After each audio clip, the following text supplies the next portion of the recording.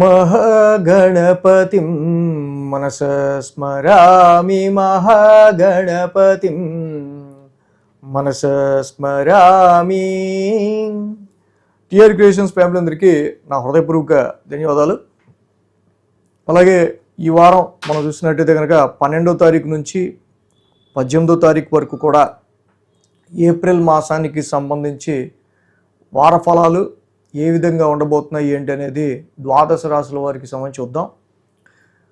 So అలాగే major ట్రాన్సిటల్ change విషయానికి వస్తే కనుక ఇక్కడ కరెక్ట్గా 11వ తారీఖు నుంచే మనకి బుధుడు మీన రాశి తన నీచ క్షేత్రం మొత్తానికి రెట్రగ్రేడ్ అయ్యి 2 నెలల పాటు అక్కడే ఉండిపోయి రాహుతో జతకట్టి బుధుడు చాలా వరకు కూడా కమ్యూనికేషనల్గా చాలా సఫర్ అయి ఉన్నాడు. సో ఇలాంటి టైంలో బుధుడు మళ్ళీ మీన రాశిలోకి మారడం ఓకే, రాహుతో జత కట్టడం ఒకటి, బట్ ఇది మీన రాశి కూడా ఆయనకి నీచ క్షేత్రమే. ఏప్రిల్ 11 నుంచి బుధుడి యొక్క స్థాన మార్పు, 14వ తారీఖు మంగళవారం 14వ తారీఖు రవి యొక్క స్థాన మార్పు ఇక్కడ మేషరాశిలో ఉచ్చ క్షేత్రంలో ఉండబోతుంది. సో ఏప్రిల్ 14 నుంచి కూడా రవి మారుతున్నారు. సో ఇక మిగతా గ్రహాలను కూడా మనం చూస్తే కనుక రాశిలో శుక్రుడి యొక్క సంచారం జరుగుతూ ఉంది. అలాగే మిథునంలో మేషరాశిలో శుక్రుడి యొక్క సంచారం, మిథునంలో గురుడి యొక్క సంచారం, సింహంలో కేతు యొక్క సంచారం, కుంభంలో రాహు యొక్క సంచారం, మీనంలో కుజ శని బుధుల యొక్క సంచారం. మొత్తంగా ఈ విధంగా మనకు చూస్తే కనుక గ్రహాల యొక్క ట్రాన్సిట్ కూడా కనిపిస్తూ ఉంది.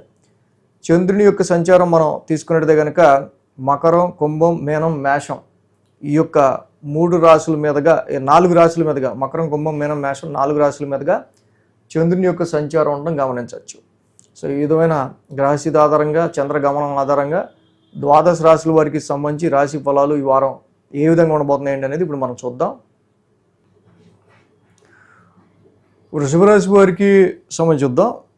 వృషభ రాశి వారికి సంబంధించి చూస్తే కనుక వీళ్ళకి ద్వితీయంలో గురుడు, దశమంలో రాహు, లాభంలో శని, లాభంలో కుజుడు, లాభంలో బుధుడు, వేన్లో శుక్రుడి యొక్క సంచారం కూడా అనుకూలిస్తుంది. మొత్తంగా 6 గ్రహాల యొక్క అనుకూలతుంది వృషభ రాశి వారికి. సో ఎప్పుడైతే 5 గ్రహాల పైన అనుకూలిస్తూ ఉన్నాయో తప్పకుండా ఆ రాశికి సంబంధించి మంచి పాజిటివ్ రిజల్ట్స్ అని చెప్పి మనం ఏదైతే చక్కగా ఒక కాన్సన్ట్రేటివ్గా పని మీద ముందుకు వెళ్తామో ఆ పని చాలా వరకు ముందుకెళ్ళే ఆస్కారాలు ఇక్కడ మనకు కనిపిస్తూ ఉన్నాయి. సో ఈ వారం మనం చూస్తే కనుక 9, 10, 11, 12 స్థానాల మీదుగా చంద్రుని యొక్క సంచారం ఉంది. సోమ, మంగళ, బుధ, గురు 4 రోజులు కూడా ఈ రాశి వాళ్ళకి మంచి అనుకూలమైన ఫలితాలు మనకు కనిపిస్తూ ఉన్నాయి. సో ఇక్కడ చూస్తే నవమస్థానం నుంచి చంద్రుని యొక్క సంచారం మనకు ఉండడం, నవమస్థానంలో చంద్రుని యొక్క సంచారం ఉన్నప్పటికీ ఆ రాశ్యాధిపతి శని చక్కగా లాభస్థానంలో ఉన్నారు. సో ఈ రాశికి మెయిన్గా ఏంటంటే ప్రొఫెషన్ రీత్యా కానీ హైయర్ ఎడ్యుకేషన్ రీత్యా కావచ్చు, కొంత ఫార్చ్యూన్ అండ్ లక్ అదృష్టానికి సంబంధించిన విషయాల్లో కొన్ని ప్రాజెక్ట్స్ మీరు అనుకున్నవి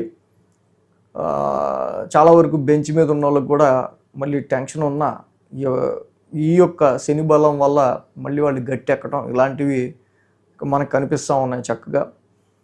అలాగే సోమ, మంగళవారాలు చూస్తే దశమస్థానంలో రాహు యొక్క సంచారం ఉండడం, అక్కడ మళ్ళీ చంద్రుని యొక్క సంచారం కూడా ఉంది.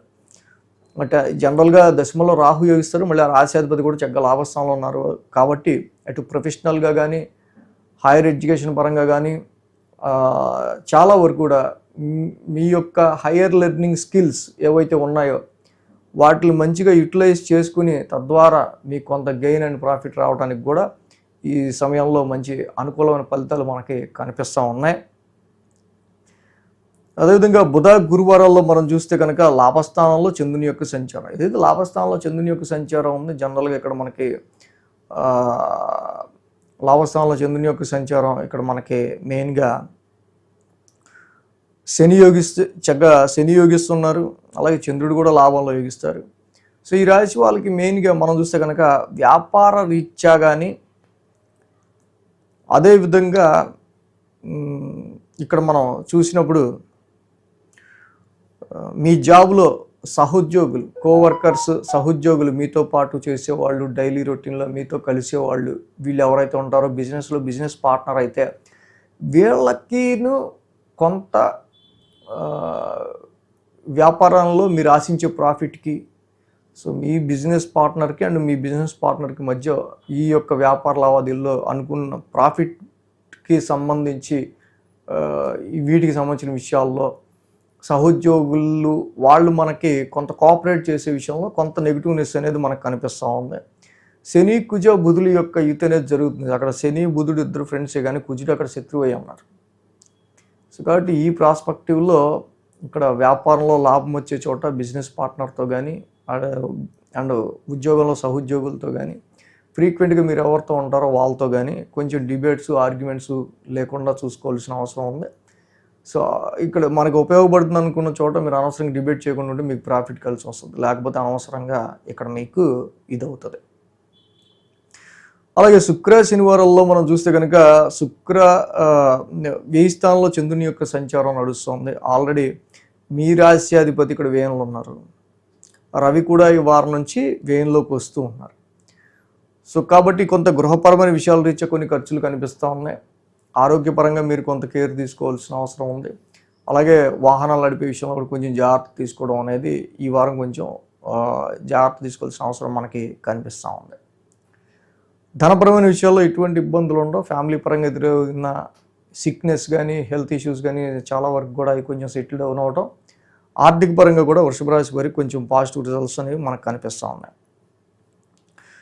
సో కాబట్టి ఈ వారం మెయిన్ ఈ రాశి వాళ్ళకి ఏంటంటే ఒక్క రవి రాశిలో ఉన్న రవి వల్ల కొంచెం ఇక్కడ కొంచెం ఇబ్బంది అనేది మంగళవారం నుంచి ఉంటుంది. కాబట్టి జస్ట్ జపాకుసుమ సంకాసం ఒక్కటి చదువుకుంటే వృషభ రాశి వారికి మొత్తం సెట్ అయిపోద్ది, ఇంకేం అవసరం లేదు. ఈ వీడియో కనుక మీకు నచ్చినట్లయితే లైక్ చేయండి, షేర్ చేయండి. మరిన్ని అప్డేట్స్ కోసం సబ్స్క్రైబ్ చేయడం మాత్రం మర్చిపోకండి.